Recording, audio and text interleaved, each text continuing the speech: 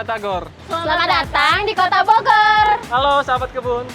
Kali ini Slice of Boon sedang berada di Museum Tanah dan Pertanian. Kita akan mengeksplorasi koleksi komoditas perkebunan yang ada di sini. Kira-kira ada koleksi apa aja ya? Yuk ikutin keseruan kita. Yuk.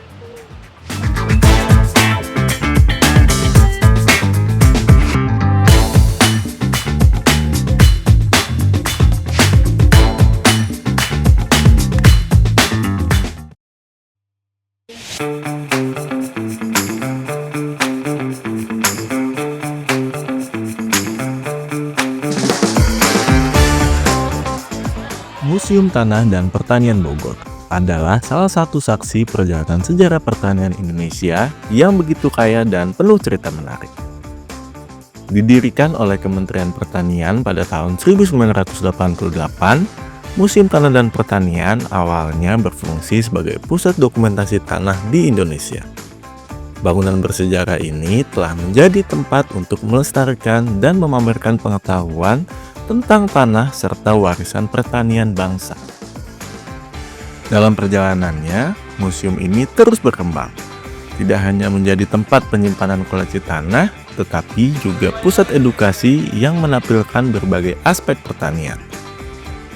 Salah satu koleksi unggulan museum ini adalah showcase berbagai komoditas perkebunan. Halo kakak-kakak, lagi bareng apa ini? Lihat ini sih. Ya ini Kak, kita lagi pengen tahu di Museum Pertanian ini ada apa aja sih. Selain itu kita juga tertarik untuk tahu koleksi tentang perkebunan.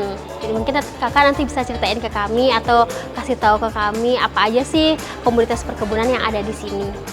Oke, di sini tuh banyak sekali ya. Di sini namanya galeri komoditas. Jadi di sini tuh banyak hasil bumi ya yang termasuk komoditas perkebunan tentu saja ya. Nanti di sebelah sini ya Kak ya. Oke, ini salah satunya adalah tanaman kelapa. Mungkin teman-teman udah sering banget ngeliat ya tanaman kelapa, tanaman yang sangat bermanfaat gitu. Dari batangnya, dari daunnya gitu ya, sampai buahnya. Nah ini merupakan hasil dari bagian-bagian dari pohon kelapa. Nih kayak misalnya ada jam, ini bisa dibuat itu dari batang pohon kelapa ternyata gitu ya. Kemudian ini kan ada batok kelapa. Kalau misalnya kita lihat batok kelapa ini, kan kalau dijual kayak gini nggak ada nilainya ya teman-temannya. Tapi ternyata kalau misalnya kita punya kreativitas yang tinggi, batok kelapa yang nggak ada harganya itu bisa jadi tas yang cantik kayak gini. Nah ini kalau dijual pasti nilainya akan lebih tinggi lagi. Kenapa? Keras batok kelapa. Batok kelapa ya. Nah terus ini teman-teman, ini ada kelapa sawit. Seperti yang teman-teman tahu ya, kalau kelapa sawit mah umumnya diolahnya jadi minyak goreng gitu. Tapi teman-teman ada inovasi yang baru. Jadi kelapa sawit itu ternyata bisa diolah menjadi biodiesel. Nah biodiesel merupakan bahan bakar yang terbuat dari tumbuh-tumbuhan ya gitu. Kan kalau teman-teman tahu bahan bakar kayak misalnya bensin itu kan dari minyak bumi. Nah kalau minyak bumi kan lama-kelamaan akan habis gitu ya. Jadi kita butuh alternatif supaya kita bisa punya bahan bakar lain kayak gitu. Nah ini salah satunya dari kelapa sawit ternyata. Nah kalau ini tebu nih, jangan salah ya, tebu sama bambu kadang-kadang suka ketuker. Iya mirip ya. Tapi kalau tebu ini ternyata kalau dibelah dia lebih gampang dipatahin, terus ada serat-serat dan air yang banyak gitu.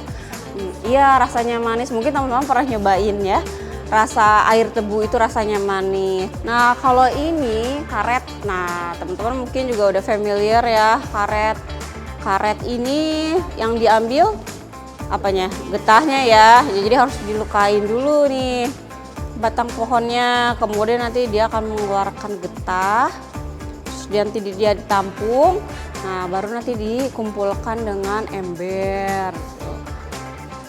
Oke, nah kita sebelah sana di situ ada cafe corner di mana banyak kopi ya, jenis-jenis kopi. Nah ini juga komunitas yang bernilai jual tinggi, jadi ini tuh banyak sampel-sampelnya sih. Jadi ini dari berbagai daerah kita ambilnya, teman-teman bisa dilihat ya. Nah, teman-teman kalau ini kakao, mungkin teman-teman pernah makan coklat ya. Oh, nah ternyata coklat itu terbuatnya dari buah kakao nih. Kayak gini ya, nih. Nah, ini buah kakaonya. Biasanya kalau udah matang warnanya kayak gini. Yang diambil itu adalah bijinya. Nah, ini bijinya kayak gini nih. Bijinya besar-besar ya, lebih besar daripada kopi ya. Ini rempah-rempah nih teman-teman.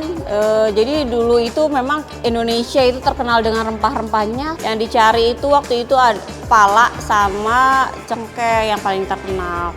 Nah ini pala nih teman-teman, pohonnya kayak gini, buahnya kayak gini ya. Jadi yang diambil itu bukan daging buahnya, yang mahal itu adalah bijinya sebenarnya, bijinya. Ini yang udah nggak ada cangkangnya dan ini yang masih ada cangkangnya. Ini sama-sama biji pala nih teman-teman. Hingga kini, Museum Tanah dan Pertanian menjadi rujukan penting bagi akademisi, praktisi, dan masyarakat luas.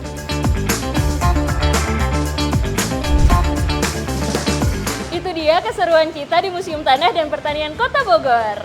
Semoga informasinya bermanfaat ya sahabat kebun. Sampai jumpa di episode Slice of Bun berikutnya ya. Dah.